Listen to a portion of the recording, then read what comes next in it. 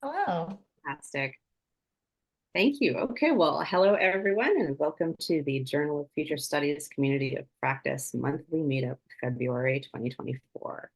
Our session today is dedicated to exploring next generation futures, by which we mean engaging the next generations in futures thinking. So Gen Alpha, Gen Z, we're really lucky to have with us Kelly Kornet Weaver, Peter Bishop, and Juli Rush. Um, as you all probably know, Peter founded Teach the Future as a global movement to bring futures thinking to young people around the world. This is his second session for our community of practice. More, they're the heroes. All good? They come and save the day, whatever. But still, like, if we had that ability to at least go back, or maybe just change. The little things, right? Good. There we go. Oh, thank you. Okie doke. Well, we'll move on to Juli, who's an adjunct professor for the University of Houston's Foresight graduate program. And she's a K-12 educational administrator in Houston, Texas as well. She teaches futures thinking to middle school students, taking them through foresight projects and debates on tech ethics and big systems thinking conversations. Kelly has collaborated with futurists like Stuart Candy and Christian Cruz and Peter Bishop, and is currently a senior strategic foresight specialist at Autodesk. And she holds a Master of Design in Strategic Foresight and Innovation from OCAD University. Our community of practice is dedicated to broadening futures thinking access and to growing connections across branches of foresight. Today, we'll beta test, Kelly and Peter will beta test their new experiential futures improv game, which aims to gamify futures and foresight to help students and lay people understand larger issues and the roles they can play to help shape things as the future unfurls. And Juli will share how she makes foresight accessible for her students. Let's start with Juli. And before I do, I have a question for Juli and for y'all. How is the next generation different, or are they different? I think that is a great question. So if anybody wants to speak before we get started, feel free to chime in or put it in the chat if you'd rather put it in the chat.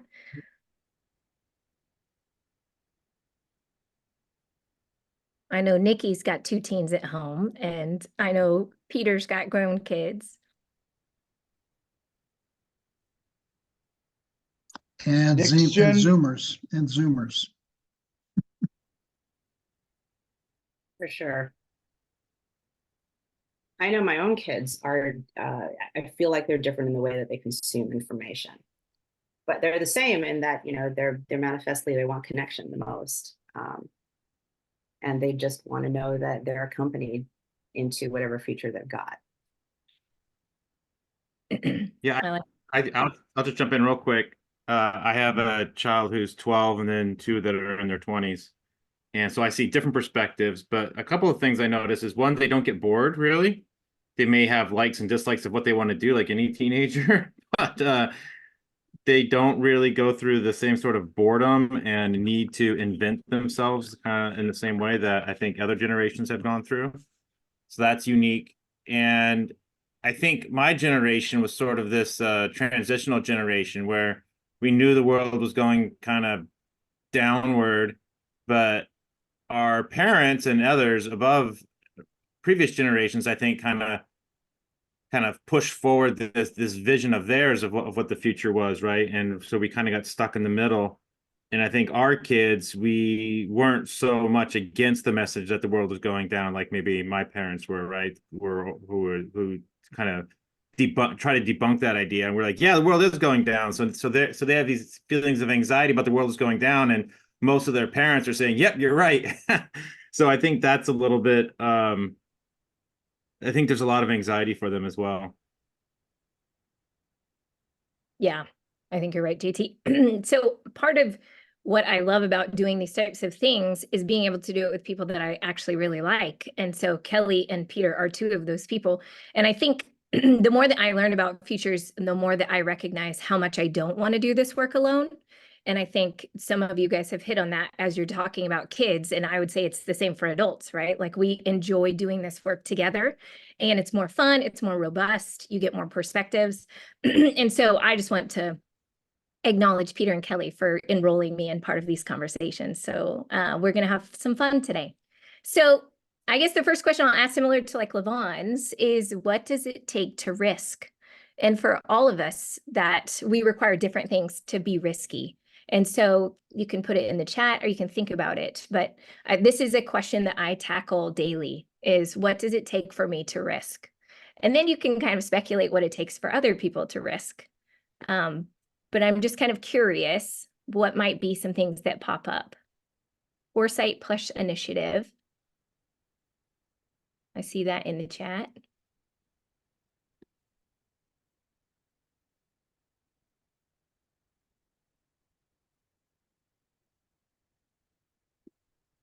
Vulnerability, experience, acceptance, urgency. I think these are good. And so feel free to keep adding them as you think of them. I think for me, whether they are adult students, like we talk and work with at the University of Houston, if we're doing a class or we're doing a certificate program, these are adult learners and they require a lot of the same things that we require when we're children. And so for me, in the classroom, whether it is the adult classroom or it is the student classroom at the school, I would say similar things to what you all said. I think it requires vulnerability. I think that it requires a level of intimacy, responsibility, play, and safety. And so for me, what that looks like, even as an adult at the U of H community, we have developed this like really beautiful way of being together that I think is unique to like academic settings, where we welcome people in and we don't just care about what type of networking you might get us to, but also just who you are as a human being. Like, what are you about? And my favorite question to ask is, instead of like, what do you do? It's like, who do you be? And like, what is your choice of being in the world, and what are you working on? I think that level of vulnerability is unique, and a lot of people struggle with that, especially because we have lived behind screens for so much. I think that the level of intimacy of just wanting to know someone and feeling deeply known allows us to be risky. I think responsibility taking, the students that I teach in middle school, when I talk to them, much like what JT was saying, of when even this week, we're working on some projects and we're talking about fast fashion with a group of girls who are doing the future of women's fashion. And it is occurring to them how much waste we have. And they're getting present to this. And I'm watching it like occur to them as they get present to it, and the disappointment that they have. And I know some friends in the room right now, like JT has been really focusing on ancestral futures and how to be a good ancestor in the midst of that. And we'll be talking to us in April at the U of H spring gathering, when we get together and talk about some of these topics. And I think when I look at the students, what they want to hear is, you're gonna keep us safe. You're gonna do something about this, Miss Rush. Like, this is terrible.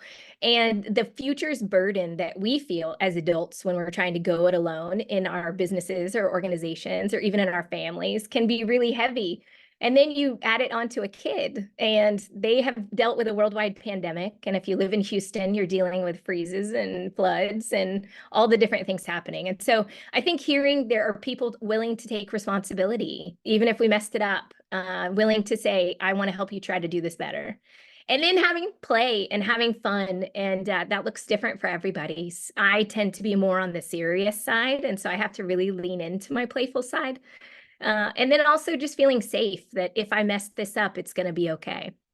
In a little bit, we're going to talk about improvisation. And one of the initial conversations that Peter and Kelly and I had was how, with this group of students, these particular next gen learners, their risk is a lot higher than it was whenever I was a kid in high school or middle school. And they will often give back to me feedback like, oh, Ms. Rush, they're going to record me. Somebody is going to catch it on their iPad. They all have devices all day long. They're afraid of getting caught saying something out of pocket or saying something crazy. And as an adult, as a child, I didn't have that. I got to risk. And if I said something wrong or inappropriate, I could kind of backtrack. These kids, it goes straight on to TikTok. They also everything is cringe. I don't know if any of your kids or people in your life say, oh, Miss Rush, that's so cringe. I'll try to risk something in the classroom, and that's the feedback. And so they're dealing with a level of risk that I think a lot of us didn't have. And so I'm interested in learning more about that. And so in the classroom, what we do with our next gen futurists is we tell them to pick a topic. And so the groups I'm working with right now are doing the future of basketball. They're doing the future of women's fashion.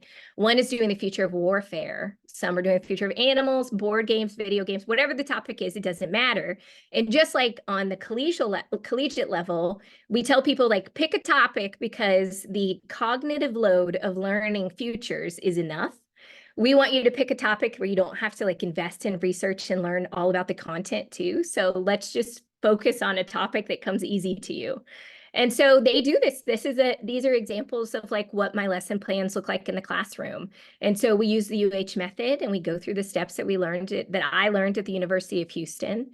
And so kind of talk them through like, what's a domain map? What's STEEP? Who's your client? What's your time horizon? And so they do all of that work. And it allows them the freedom to like learn all of these things and learn about the future in a way that feels kind of fun because they picked a topic that they like. And so this is an example, it's a little bit grainy, but of one of my students, she did the future of architecture.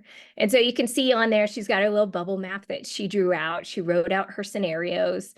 She did implications. What are the risks and opportunities for their made up client? And it allows them the chance to like do all of this.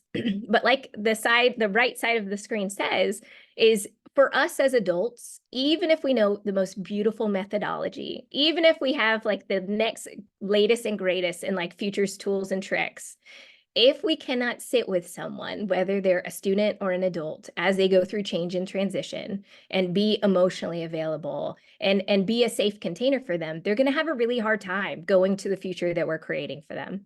And so one of the ways that we do that is through like this improvisation game that we're going to play in a few minutes. And I think that with my students, when we played it in our classroom, some of the feedback was funny. One of the prompts was about Star Trek. And some of the kids were like, Miss Rush, what is Star Trek? So we had to, of course, like pull up YouTube and watch some clips of Star Trek so that they could get what I was talking about.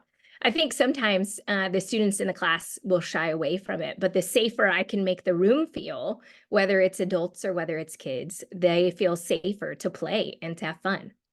And so I'm curious, when you're doing your work, even if you're just facilitating other adults, what is something like the improvisation game that my friends have come up with? What is something that you do that brings out the risky, playful side of the people that you work in your life with? And you can put it in the chat or you can chime in. I love hearing voices.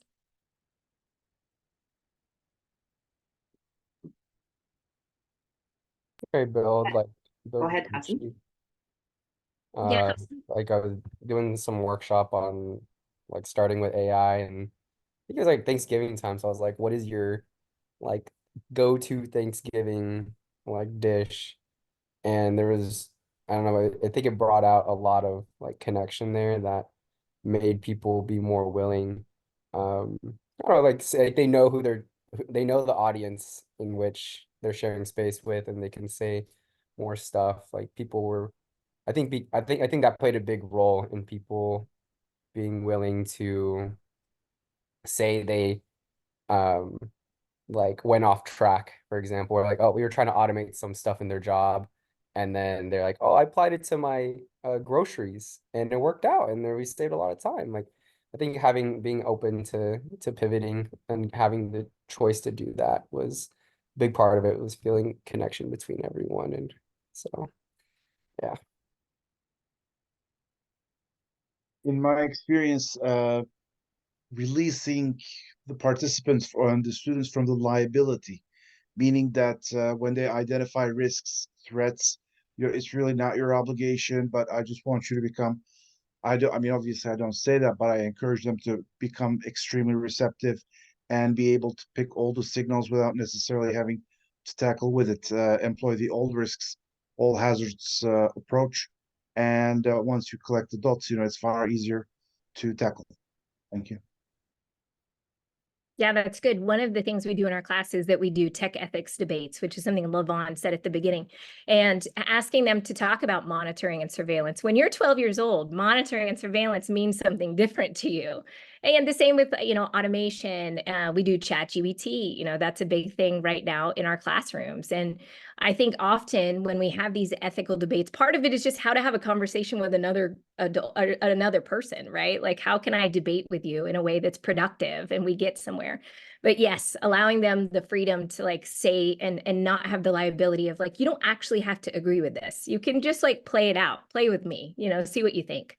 I think that those are some of the ways that we certainly do it around debate and critical conversations in our classroom.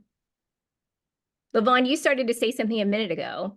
Oh, I was just going to mention that safety keeps coming up, right? Sort of starting from a safe point or starting from what you know. And I'm finding too that, you know, when clients start with something that they know, and even sometimes an object, or just something concrete that they can hold, or it's a fact that they can start from, that can work as well. Yeah, we one of the classes I'll teach over the summer is the psychology of futures. And so part of that is just like the neuroscience of like you said, if I can see the future, then I'm much more able to like cognitively grasp the future. And so the students in my class, the middle schoolers, they artifact. And so they'll usually create something that's tangible. Some girls last semester, they did the future of softball, and they felt like the girls needed to be wearing gel suits that could like temperature moderate. And so they made a uniform out of like hair gel, where they like covered the shirt, the inside of the shirt, with like bags of hair gel. And it was fun, and it was very, you know, made out of paper clips, but they did a great job of like being able to entertain a future, just being able to touch something and hold something. And I think that helped a lot too. I think when we talk about doing like next gen learners, I think I talk about not just the kids in middle school, but also, oh, LaVon, you had your hand up. Oh, you finish your sentence and then I'll hop in. Oh, I was just going to say, I think that we often think that these learners are so much different than like our collegiate learners that I mentioned. And I often find they're very much the same. And so when I'm doing futures, if I can say it in 10 seconds and get a 12-year-old to come alongside of me, then I can generally say it to a group of adults. And so it's really great practice. And so if you haven't had a chance to talk to middle schoolers about futures, it's a great way to practice. Vaughn, what were you going to ask or say? Absolutely. Well, I have a middle schooler, and I was just wondering how you create a sense of idea and creativity safety as well. You know, how do you make sure that the classroom is a place where they can come up with goofy ideas, and you know, the ridiculous is so much a part of what we do. How do you make it safe for that without worrying about in middle school being made fun of or feeling self-conscious about your ideas? A lot of that work I feel like has to be done towards the end, just like the improvisation game. Like, you have to build a community in the classroom. I find that if you try to do anything, whether it's a group of adults or a group of kids, and you walk in and want them to risk like first day, that can be really difficult. And so building trust, building community in the classroom. And so for us, that looks like doing some of this work and sharing, like, why is this important to me? Why is women's fashion important to me? Why is warfare important to me? And so building intimacy, building vulnerability allows itself to be a safe container for something like playing. Also giving them examples of like some of the stuff the grown-ups do. I love sharing stories of my futurist friends and the things that they're doing in the world, because it gives the students a chance to be like, oh, this is like a real job. There are like people that get paid to do this. I'm like, yeah. I have some designer friends like Kelly, you know, who have been doing some really beautiful work in the world. And so being able to share examples with them is a happy way to do that too. I saw some things pop up in the chat, so I just want to make sure I'm not missing anything. Oh, and then also, like JT mentioned the 3D glasses. I actually inherited all of his old 3D glasses, and that has been a fun thing to do in my class, is to do the Superman version that JT did as well. And so part of it is like learning from each other. Like, what are some things that really land really well? And the 3D glasses went off beautifully. They thought it was the coolest thing. Very like simple and easy, and also like super fun. Any other kind of questions or like comments about like this age group, or like what you guys are doing in your own work with the next generation? What does cringe mean for an old guy, Julie? Yeah, so a lot of the kids, when you cringe, like when you cringe down, anything that makes you think that, the kids will say, oh, Miss Rush, it's so cringe. You're embarrassing me. It's so embarrassing. Thank you. And so, yeah, often I will talk about topics and they'll say, oh, Miss Rush. But I think they secretly love it at the same time, right? Like they try to do the ambivalent thing, and I know better. Great. Thank you. Sure, because you're modeling being unembarrassable, right? I have a question about technology. And I noticed that you've got the future of architecture and it's really sort of low tech, and yet we associate these generations with lots of technology and always having some kind of intermediary that you plug in. Do you find that it works better for you when you go low tech? I think so. And actually, when we do steep categories, I will actually challenge them to take technology out of the conversation because, and I'll tell them, if you give me a scenario with a robot in it, I'm going to make you rewrite it because we know there will be robots. Yes, of course, there will be robots. But yeah, I asked them to take the tech out, and they obviously they do some printing and things like that. They're like air printing across campus. You know, they have the access. But just like adults, when you start having accessibility conversations to futures, I feel like it leaves people out of the conversation. And I want these kids to be able to talk and discuss and do futures without that. And also, just like with adults, when we talk about tools of the trade, sometimes they can be really expensive, and that like leaves people out. And as we build the futures and they write their own preferable future, I will ask them, who are you leaving out? Who is left out of this scenario that you weren't accounting for? And oftentimes it's access to technology. It's access to lots of resources. And I think they have started to recognize their level of privilege. And I don't use that word as like a trigger word, but they recognize that they inherently have some privilege living in Houston, Texas that other kids don't. And so we do some pretty rudimentary building and very science fair. And I think that adds some charm to it too. Kelly, I saw your hand go up. Yeah, great question, Levon, too. I was really interested to hear. What came to mind for me is, are you catching any signals of students taking the futures thinking and applying it to either other courses or in everyday conversations? Like, how are they bringing this thinking into their world?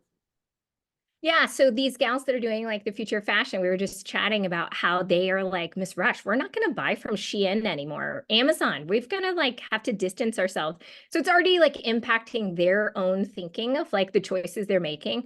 And what I often will tell them is like the future, just like for us, the future doesn't arrive. Like you are building it. You guys in my class, you are building the future actively right now.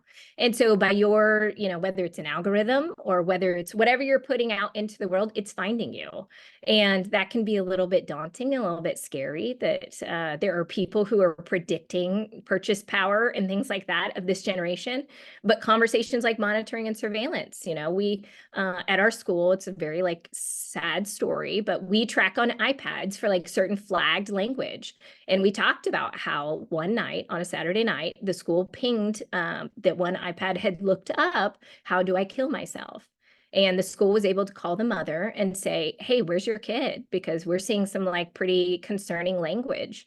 And the kids know the story. And we talked about it. And I said, is this the kind of monitoring and surveillance that helps keep you guys alive? And so I think sometimes it can be really serious conversations. It's not just play and fun. That is part of the conversation. But part of it is like, hey, guys, we're trying to keep you guys from hurting yourselves. And those are adult conversations. And a lot of them are ready for it. I think that also knowing that the future is being built right now helps them know, like, I have a say in this. And I will often tell them, like, the good ancestor conversation. What are the ways I'm going to need to apologize to you guys? What are the things you're seeing that I'm turning 40 this year. Yay. I can't wait to be 40. But what are the things that we're doing that we might need to have to say sorry for? And like, how many adults do you know that like sit with a middle schooler and apologize? And I think that's really powerful for them. And I think they like making the laundry list of things that I'm going to need to apologize for. I think they kind of enjoy that. So. Any other like comments or questions before I'm going to turn it over to my friends? If anything comes up in the chat or stuff, like, let's keep talking, right? Like these are unique learners with like unique things. And also they're the same as the adults. And so some of it feels very different and some of it feels very the same. So the next thing we're going to do is we're going to play a game, and I'm going to hand it off to my friends Kelly and Peter to like lead us through this. So I'll stop screen sharing, but I'm really excited to have some fun with you guys today. Awesome. Thanks so much, Julie. real treat to get to join the JFS community of practice and bring this experiment to you that Peter and I have been working on for a little bit now. We first brought this out to the APF during a spring gathering earlier last year. And it's an experiment in bringing futures, or it's really bringing improv games to the futures community for some fun. And in prepping for this last year, this quote really struck me. So listening to a podcast with Kelly Leonard of the Second City, that improvisation is skills building to deal with the unknown. So I'm curious, like just a show of hands, who here has done any kind of improv, dabbled in it, maybe taken a class, maybe? Yeah, a couple people, awesome. Yeah, some emojis too. Oh, that's great. So clearly an area of interest. I think from a personal, professional perspective, there's lots for us to learn. It'll be great to hear from you all on what's coming up for you. But what it actually ties back to what Julie was sharing in bringing futures to middle schoolers is that improv theater actually has unexpected roots in youth, in supporting, in the case it was in the 1920s, Viola Spolin was creating a playful exercise to support children that were immigrating to Chicago so that they could build connection with their peers. They could start to get a little more familiar with an unfamiliar place, and really emphasizing the play aspect of it, not taking themselves too seriously and just leaning into it. Shreya, you got your hand up there. I'm curious if you have any reflections to share there too. Oh, yeah. So I think I actually went to one of their classes, Second City. So like it's really, I actually went there because I had a lot of social anxiety and I wanted to like increase my confidence and public speaking skills. But it's just really so fun playing, through those creative exercises, imagining imaginary balls and objects, and it's just amazing because there's no wrong answer, which is what I love about improv. Yes, no wrong answer. That's exactly it. And I love that.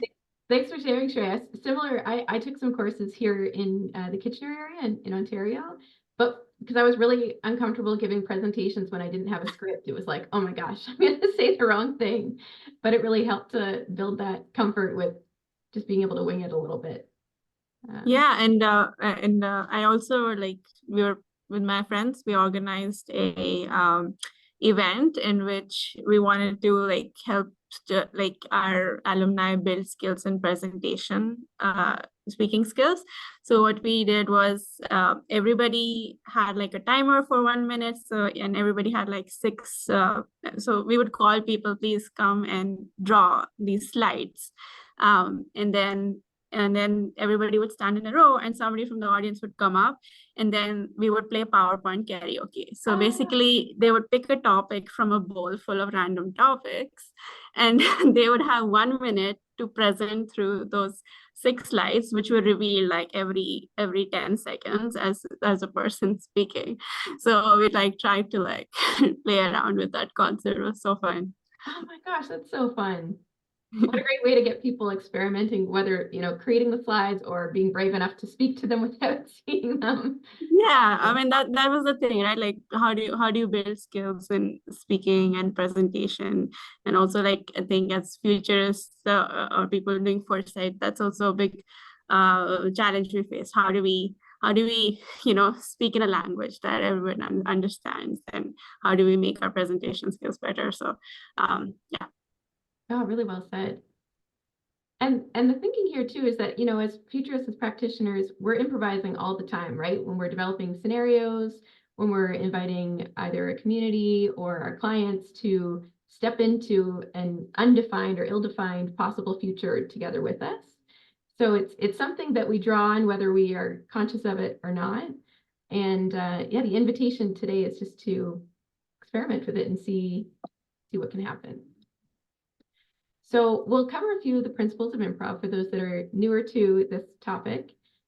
We will do some creative role playing with emergent situations, and then we'll have some reflections and share some further experiments, but it sounds like karaoke, PowerPoint karaoke, right, Shreya? Yeah, that sounds like another experiment to explore. So before going into the actual content, I should highlight some awesome work at the intersection of foresight and improv that's already been done. So this is a very light selection. It's not complete. And if anybody has any other additions, really welcome that so we can build this out a bit further. Starting first with Sahel, Peter Harewood, Joseph Boros, the Sarkar game, drawing from P.R. Sarkar's social theory work. The setting of this was to create a role-playing game where folks step into a role based on that work. So they have no script, they just have some rough guidance around the role that they're taking on. A lot of improv in acting that out in real time. Of course, Jake Dunnigan, Stuart Candy, with their Experiential Futures project, Hawaii 2050, they actually hired 2 improv troupes to be a part of this experience. And so they'd have 2 rooms, meant to be 2 different scenarios. And the improv troupe was reacting in real time to, you know, these emergent moments that were happening or audience input. And so they were taking that input, rolling with it, while also having the basic scaffolding of the scenario to keep them within that world. Alethea Berenice Montero. So this really interesting personal futures project, Teatro del Devenir, was an invitation for women who were soon to be released from prison to imagine their own possible futures beyond, or once they were released. So a really great example of taking futures thinking and grounding it in someone's individual future. So definitely check that out.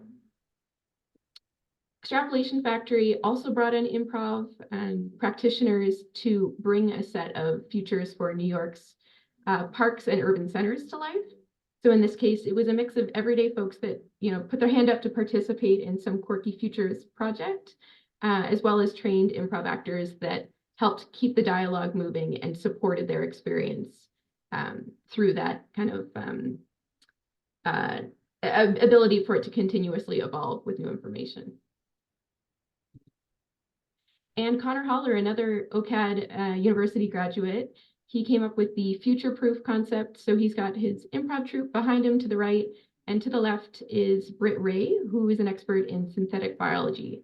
So the format for future-proof was to have an expert contribute ideas, contribute fodder to spark improv segments by the troupe. So he ran this a few times across Toronto, and it's a really interesting idea that squarely brings this, you know, real-time improvisation and a provocative look towards the future with an expert's projections into the room. All right, so today we're experimenting, and what we have for you, oh, sorry, threw myself off there. Today we're experimenting in the sense that, you know, those were projects refined over months and months of, you know, definition. Today is all about experimenting. So with that in mind, bringing it back to the basics with some principles of improv. So yes, and likely a familiar phrase at this point. What I heard from the Making Box, the group that I took some training with a couple of years ago, was a really nice breakdown of yes means I trust you. So I'm taking the inputs that you offer. When you introduce something into our improvisation, I'm going to take it and run with it. I'm not going to challenge it and say, oh no, but that never happened, or, you know, anything that rejects the sentiment that they're bringing in. And the and part means you inspire me. So it's that invitation to take it further, to see what else could emerge. What could you add to that conversation? No mistakes, just opportunities. Shreya was speaking to this earlier, that, you know, there is no failure. We're stumbling through it. That's going to happen. Don't beat yourself up. It is that invitation to just take all information or kind of moments that happen as a new input into the improv or kind of skit that you're building out.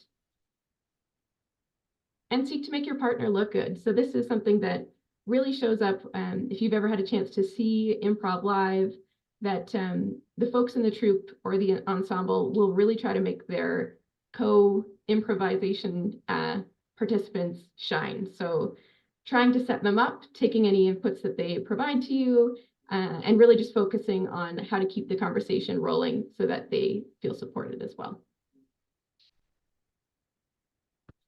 for folks that have done improv, any other thoughts that come to mind? Anything that we might be missing here in terms of those principles of improv? Just keep the action going in the sense that there's always mutual respect and there's a certain rhythm. And as you wonderfully put it, there's no right or wrong answer, but just lots and lots of signals. So consider yourself as a 20-meter diameter SETI satellite picking up all the radio signals from the universe. And actually, once at the end of your presentation, I have a very interesting question to ask to Julie. So thank you very much, Kelly. Thanks so much, Bashir. That's wonderful. I love that image of us as satellites taking in all this information and signals. Right on. Kelly, I'm as one of the co-presenters here. Thank you very much for having me. I'm not supposed to be learning at the same time, but I am. And I love this last phrase because it occurs to me that one of the inhibitors to doing good improv is to worry about yourself. How am I doing? Mm-hmm. And I've never tried it before, but let me ask, how are you doing? And how am I helping you become better? And if we both work that way, or whoever else is in the troupe, making them better, number one, it helped making them better, you hope. And secondly, it takes the focus off ourselves.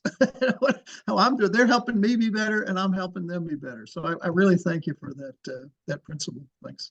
Oh, absolutely. Really well said, Peter, too. Just that reframing, right? To focus on the other person. It does lighten the load for sure. All right. Are we ready to jump into some emergent situations? I should say that just in terms of setting this up, Levon and I have had some improv in the background. We originally planned to do some breakouts, but due to some tech difficulties, we are embracing the pivot and we're going to do this together in a shared room. So we're going to model the first prompt here. So that'll be Peter, Julie, and I. And then we're going to keep it in an open room, and anybody who's compelled, excited, eager to try it out is welcome to volunteer, and we'll walk you through what the exercise looks like. So just for some context, we will be working in either pairs or trios. These setups work either with 2 or 3 people. You're going to be asked to respond to an imagined situation and act out a scene in real time. And we'll navigate through the Miro board to give you a sense of what this looks like. But just as Bashir was saying, keep that energy going, find that rhythm. I think that's probably one of the most challenging parts is like, we will get stuck, but with 2, 3 of us in the room, we can, do our best to keep it moving. And then the invitation too is when the improvisation wraps, and it might do that by someone hitting some fun line or really just like an energy shift in, okay, it feels like they exhausted this prompt.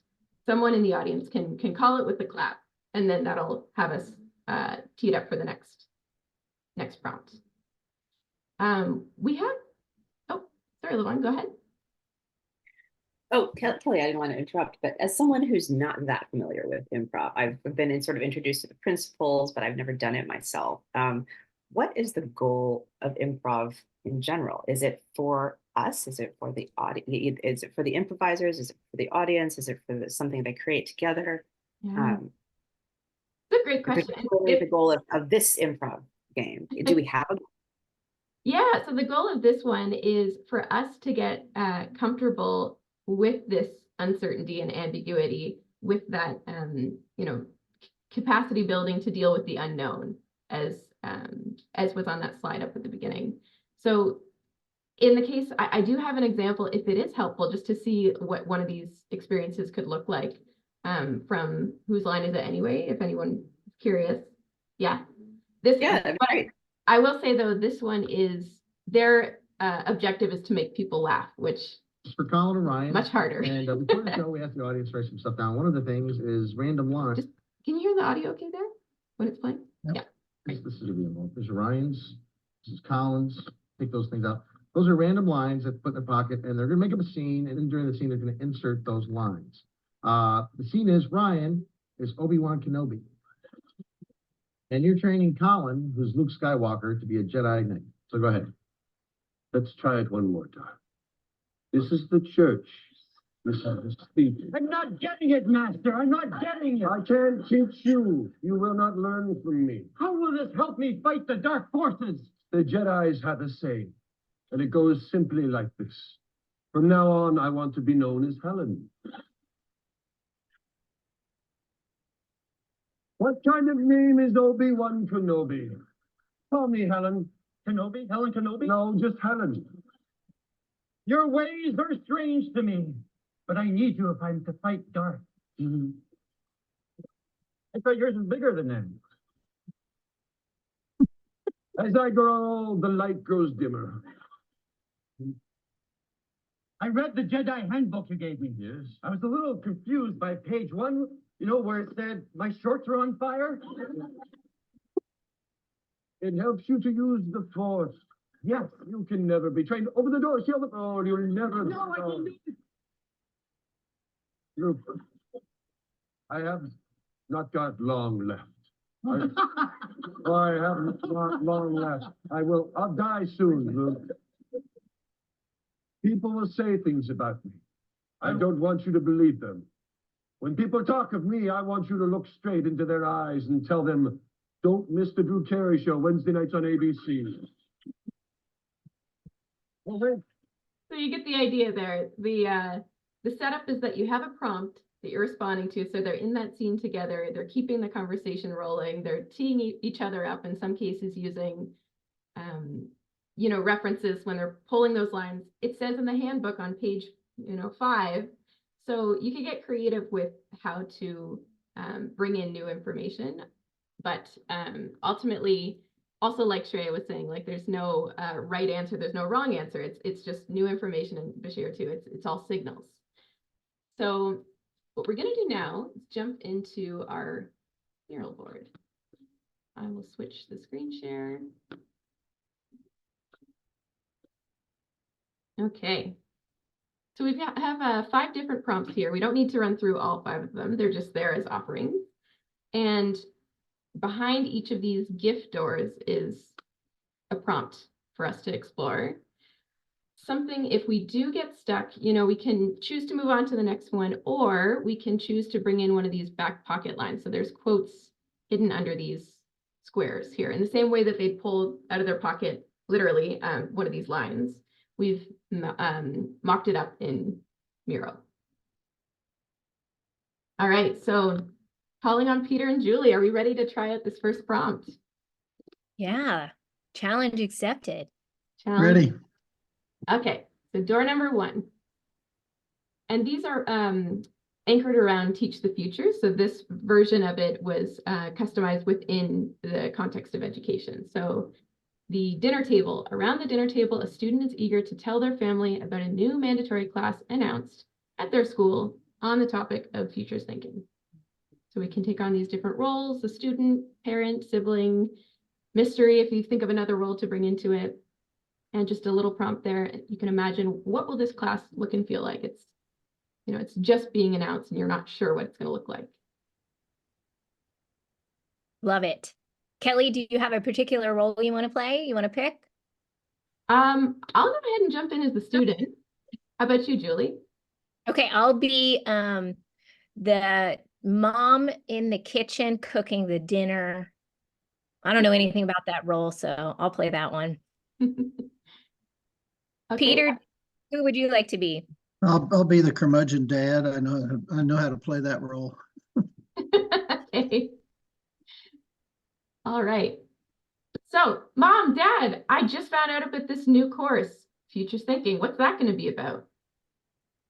Futures Thinking? I think you mean future, right? There's not an S on the end of that. No, there is an S. It's investing in puts and calls on Wall Street. That's amazing that they're doing that in 6th grade already. Oh, wow. Brilliant. It says here, I'm looking at the notes, something about technology. We're not supposed to focus on technology in this conversation. Why do you think that is?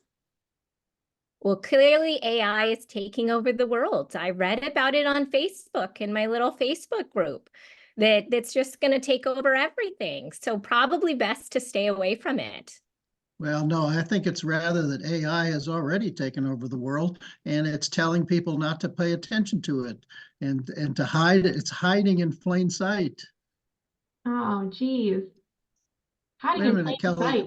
Kelly, I want to ask you a question. You have never ever told us anything about your school when we ask all the time. What is it about this class that brings you home thinking about it? Well, it was something that my teacher said the other day.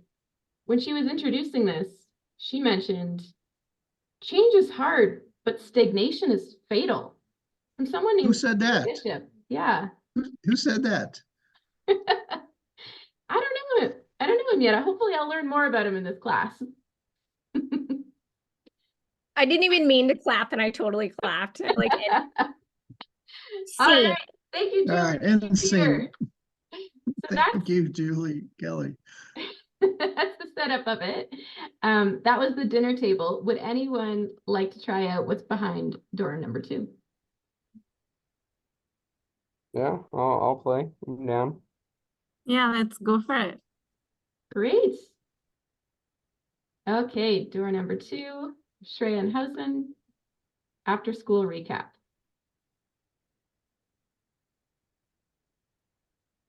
Okay. One day, 3 months into the class, the student comes home from school and is sharing about their experience with their family. Oh my Okay. gosh. Mom, we were in class and they started talking about this dolphin and this lady gave birth to a dolphin. It was so cool. I love this class. Okay, I need to talk to your principal. I'm not sure what they're teaching you in school these days. I mean, well, Mr. Bashir, he was talking about how we need to think, like re-expand our minds and think about how we relate to nature. So now I think I want a dolphin kid. What do you think, Mom? Well, you're gonna have to pay for it with your own salary. I'm not gonna help you raise that dolphin. Mom, please. I mean, okay, I'll pick up after. I just need a tank. Okay, and I think, from the class they were talking about scenarios. We can Oh, wait. Is that your phone? Is that your phone, Mom? Oh yeah, let's see who's calling. Du- du- du- du. This is the principal and chief learning futures learning director, Mr. Wright speaking, ma'am. You have a very smart son, and he has so much Oh, potential. And thank you. however, it seems that you would like him to focus on finance, and on the contrary, he should focus on futures. And thanks to futures thinking, you will be able to navigate across disciplines and industries. I see. So will my son be able to make lots of money when he takes up this field? Well, we cannot, as educators, we cannot promise on their future earnings. There's no guarantee. However, what we are focusing on strictly for them to discover their potential and fulfill it. Well, but you still gotta talk to my son about raising dolphins. First of all, we don't even know if dolphins are going to be alive in the future. So yeah, I'm I really th worried about Joe. well, perhaps I'm sure that there must be an aquarium or a marine biology facility around in the state of Texas.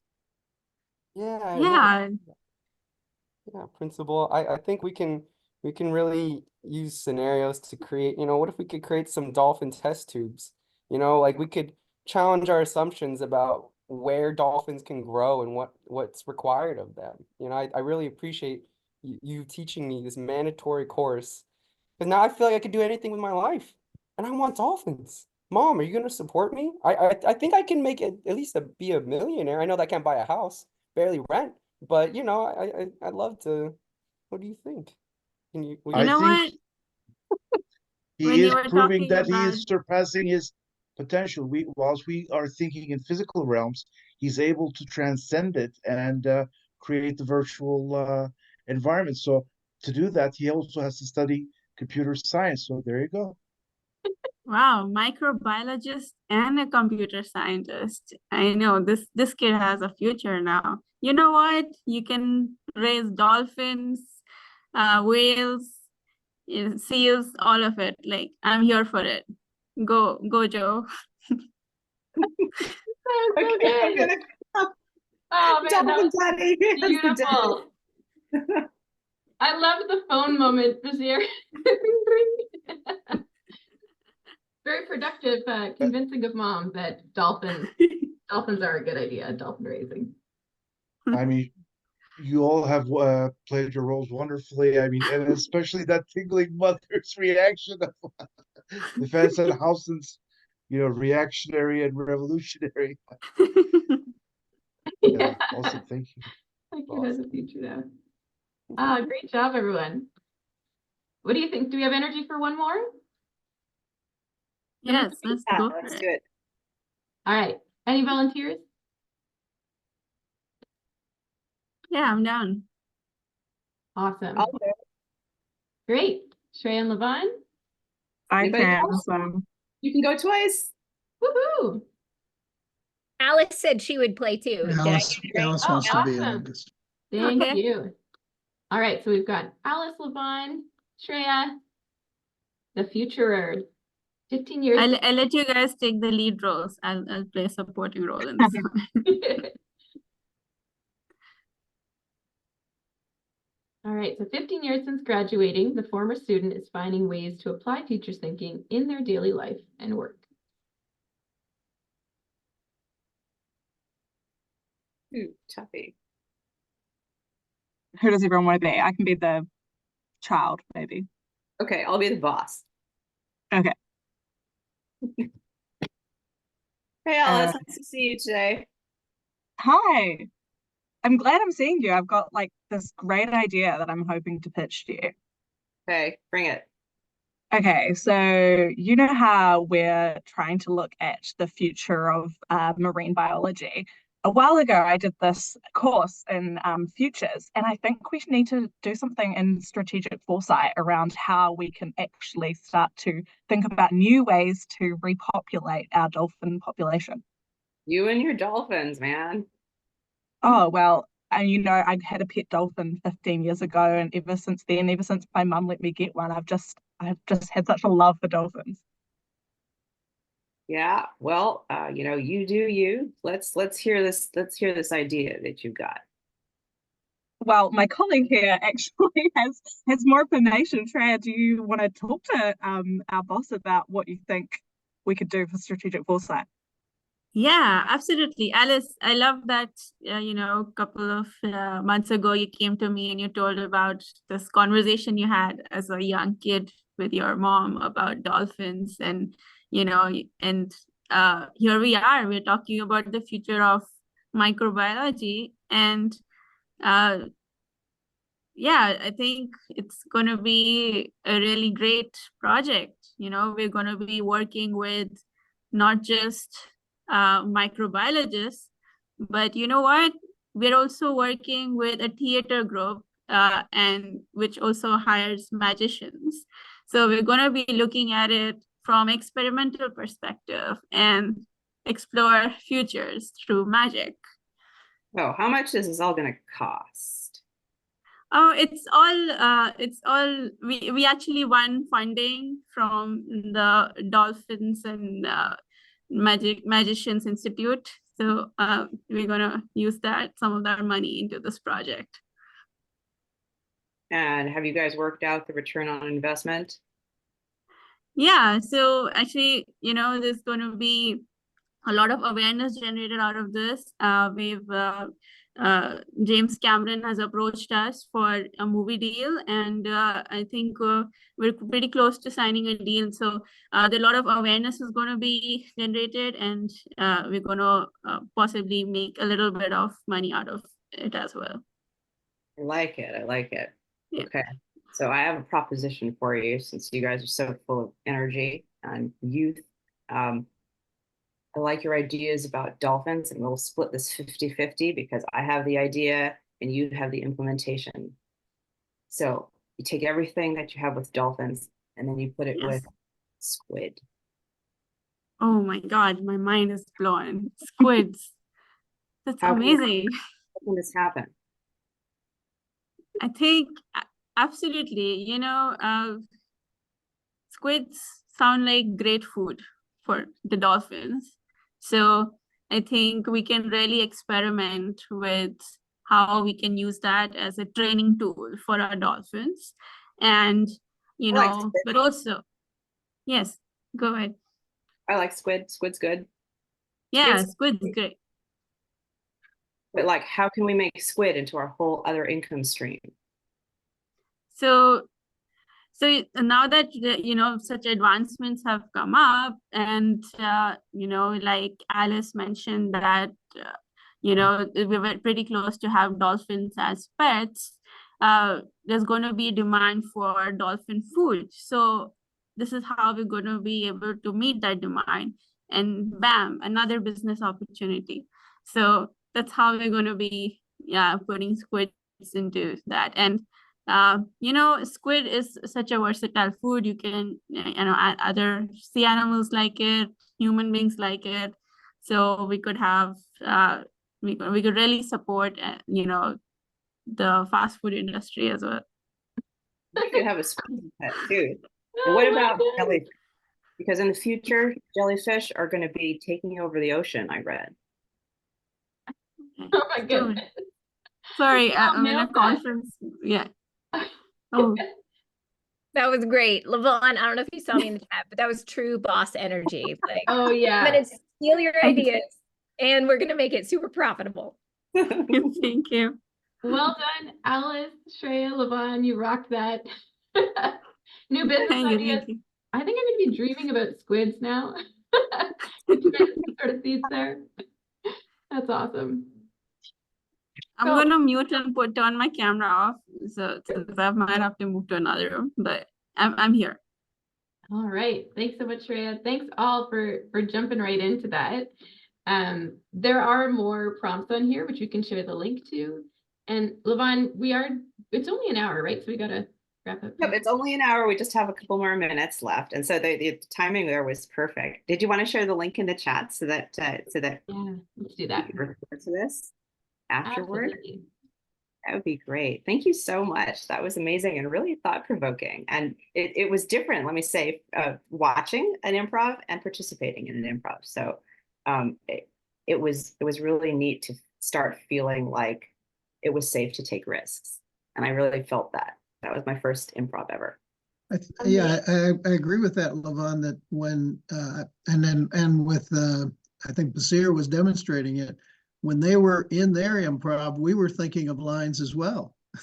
And the audience it's a much more involving than scripted lines, because you don't know what's going to come next. You say, oh, if I were in there, I might say X, Y, Z. And it really is a very involving way, not just for the participants, but for the audience as well, which is great. Absolutely. So it's so thought-provoking. Thank you so much for sharing that game with us. And it gave me ideas for other games as well, and other ways that we can, sort of involve everybody and young people and lay people. And let me end with a story. I do the presentation, which is different than developing scenarios and how to present them.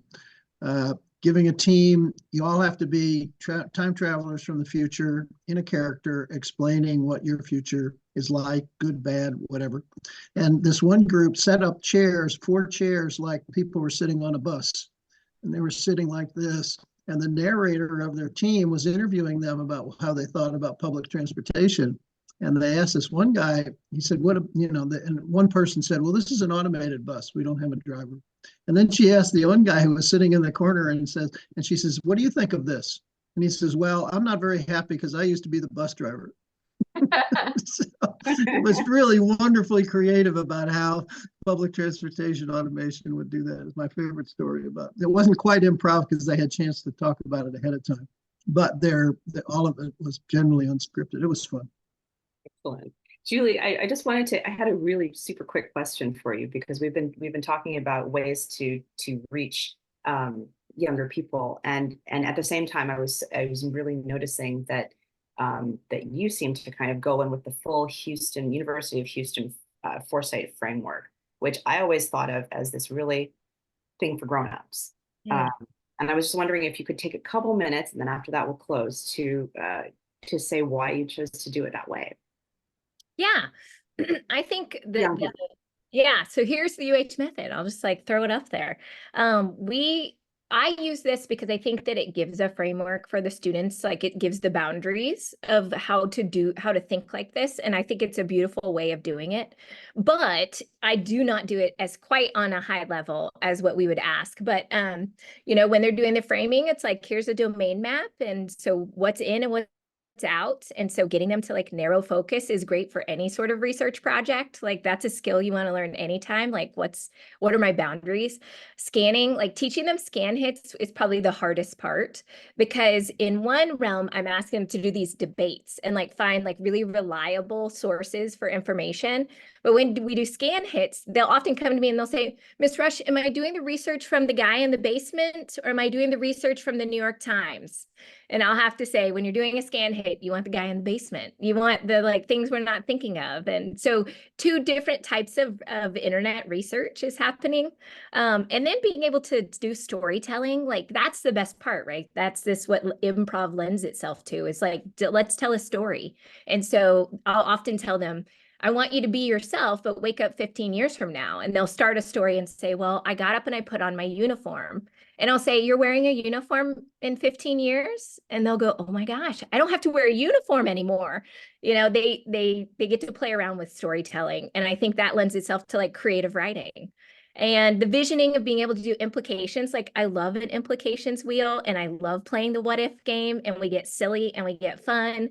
And then being able to like do the end of like, here's the strategy, here's where we think our clients should risk and where they should avoid. And I'll usually say, tell me where to spend the money and not spend the money. Like that's translates. And so it is the UH method. And I think the UH method has been really elegant. So big props to Peter and Andy and everybody that curated this and the way that we're doing it now. And I just simplify it down for these kids and say, start to finish, all the things you're learning along the way. It's not just a methodology, but also other skills like research and creative writing and storytelling and those types of things. It just is an easy way to do it. Thank you. So framework is useful for anyone, no matter what age. That's right. Got it.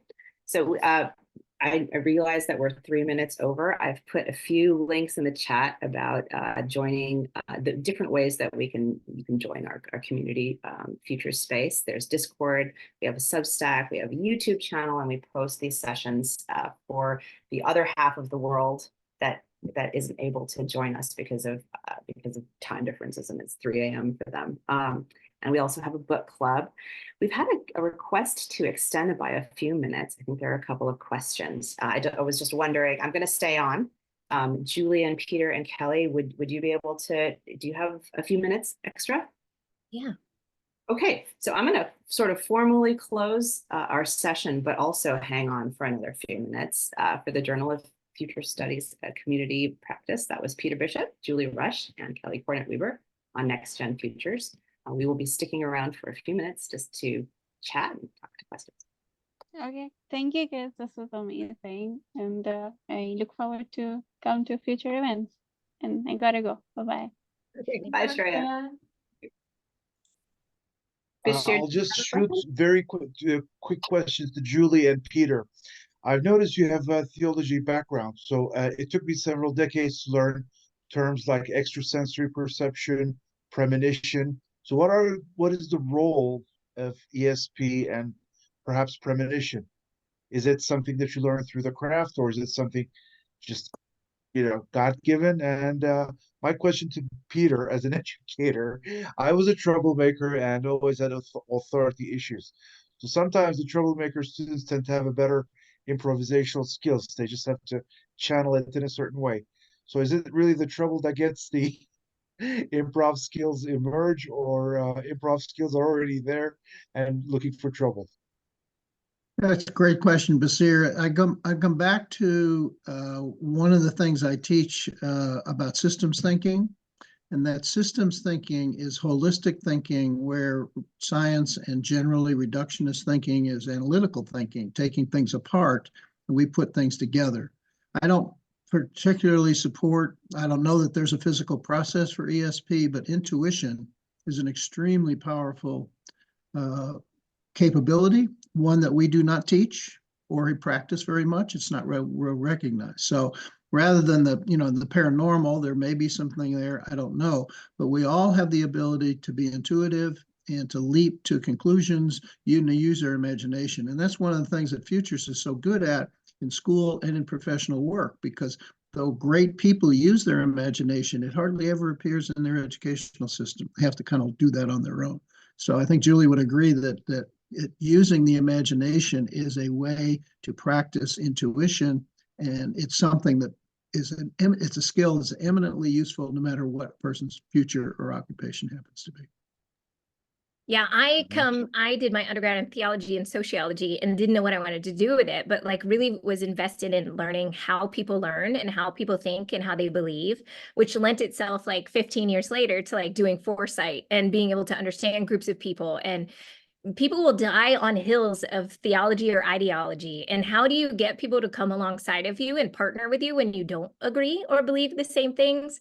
And I think I really wanted to be someone that channeled, whether it was like the energy of the universe or if it's belief in a higher power, that like we really do have these like innate belief systems. We have this intuition, as Peter and you both referenced. I think that's like the art form of doing this type of work, is being able to partner that with like the psychology and empathy building, emotional awareness. And so when I'm teaching the students, I'm like, it's just as much about, like I said, the science of methodology as it is like emotional connection, understanding why someone thinks, giving room to someone who disagrees with you. That's like that debate and how to have like constructive conversations. And I, living in the South, have kind of a unique experience being in Houston, where it is so diverse. Like the school that I work at is right outside the Houston Medical Center. So it's like very diverse part of town. Peter's wife works like right down the street once upon a time as the principal of a school. And I think it's a beautiful, diverse place.